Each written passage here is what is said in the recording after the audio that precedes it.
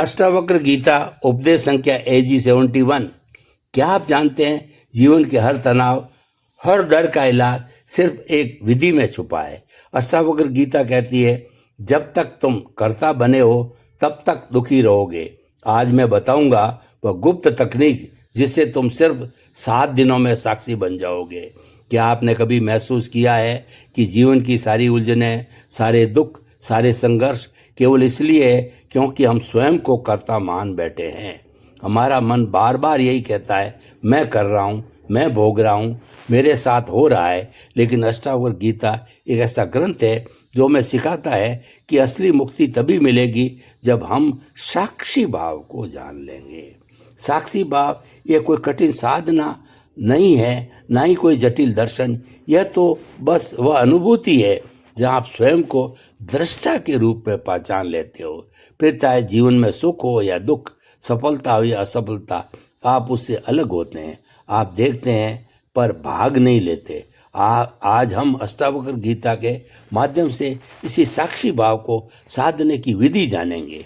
ये कोई साधारण ज्ञान नहीं, बल्कि वो सत्य है जिसने ऋषियों, संतों और योगियों को जीवन के बंधनों से मुक्त करा दिया। साक्षी भाव क्या है? साक्षी भाव का अर्थ है, मैं देखने वाला हूँ, करने वाला नहीं। जब आप किसी नाटक को देखते हैं तो आप उसका हिस्सा नहीं होते। आप जानते हैं कि यह सब एक कथा है, एक अभिनय है। ठीक वैसे ही जब आप जीवन के प्रति साक्षी भाव रखते हैं तो आप समझ जाते हैं यह सब एक लीला है। आप शरीर नहीं, मन नहीं, भावनाएं नहीं, आप तो वही हो जो इन सब को देख रहा है। अष्टावक्र कहते हैं, जब तक तुम स्वयं को शरीर समझते हो तब तक तुम बंधन में हो। जब तुम जान लो कि तुम शुद्ध चेतना हो तभी मुक्ति है। यही साक्षी भाव की शुरुआत है। साक्षी भाव क्यों जरूरी है? हमारा मन हमेशा किसी न किसी विचार, भावना या इच्छा में उलझा रहता है। कभी हम सुखी के पीछे भागते हैं, कभी हम दुख से डरते हैं, लेकिन साक्षी भाव हमें इस चक्र से बाहर निकालता है। एक कहानी है, एक संत के पास एक व्यक्ति आया और बोला, महाराज मैं बहुत दुखी हूँ, मेरा मन शांत नहीं होता। संत ने उसे गिलास पानी दिया और कहा, इसे हाथ में लो और खड़े रहो। कुछ देर बाद व्यक्ति का हाथ दर्द करने लगा। वो बोला, महाराज ये बहुत भारी हो गया है। संत मुस्कुराए और बोले, ठीक यही हमारे मन का हाल है। जब तुम हर विचार, हर भावना को पकड़े रहते हो तो वे तुम्हें दबाने लगते हैं, लेकिन अगर तुम सिर्फ देखो, पकड़ो नहीं, तो तुम्हारा मन हल्का हो जाएगा। साक्षी भाव यही करता है, ये हमें भारीपन से मुक्त कर देता है। साक्षी भाव साधनों की विधि। अष्टावक्र गीता में साक्षी भाव को साधने के लिए 3 सरल चरण बनाए गए हैं। एक, स्वयं को शरीर से अलग जानो। हमारी पहचान शरीर से जुड़ी हुई है। हम कहते हैं मैं मोटा हूँ, मैं बीमार हूँ, मैं सुंदर हूँ, लेकिन अष्टावक्र कहते हैं तुम शरीर नहीं हो, तुम वह चेतना हो जो इस शरीर को देख रही है। इसका अभ्यास करने के लिए बस इतना करो, बैठ जाओ, आंखें बंद करो और अपने शरीर को महसूस करो। फिर धीरे धीरे अनुभव करो, मैं यह शरीर नहीं हूँ, मैं वह हूँ जो इसे देख रहा है। 2 विचारों को पकड़ना छोड़ दो। हमारा मन विचारों का झरना है, कभी अच्छे विचार, कभी बुरे, लेकिन साक्षी भाव में हम विचारों को आते जाते देखते हैं, उनसे जुड़ते नहीं। अष्टावक्र कहते हैं, जैसे आकाश में बादल आते हैं पर आकाश प्रभावित नहीं होता, वैसे ही तुम विचारों को आने जाने दो पर उनमें मत खो जाओ। इसका अभ्यास करने के लिए जब भी कोई विचार आए, बस ये कहो, यह एक विचार है और मैं इसका साक्षी हूँ।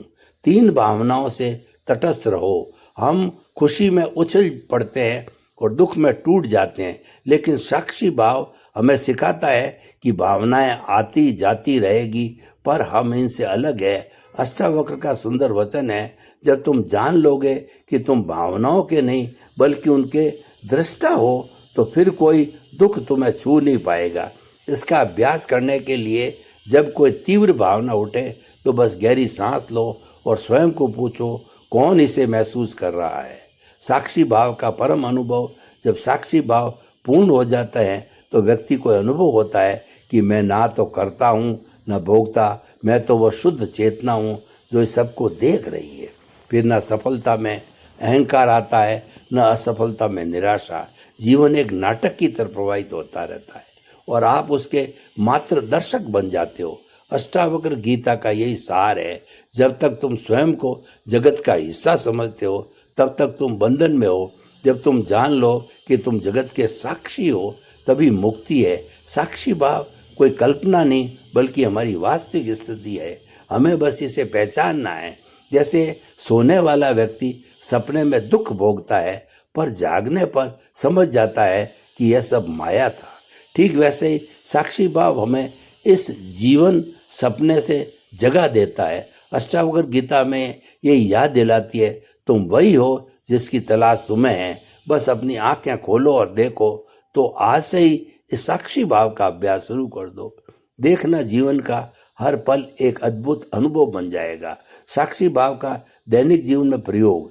कितनी बार ऐसा हुआ है कि कोई व्यक्ति आपसे कुछ कठोर बोल देता है और आपका पूरा दिन खराब हो जाता है, या फिर कोई सफलता मिलते ही मन इतराने लगता है। साक्षी भाव इन सभी स्थितियों में आपका सच्चा साथी बन जाता है।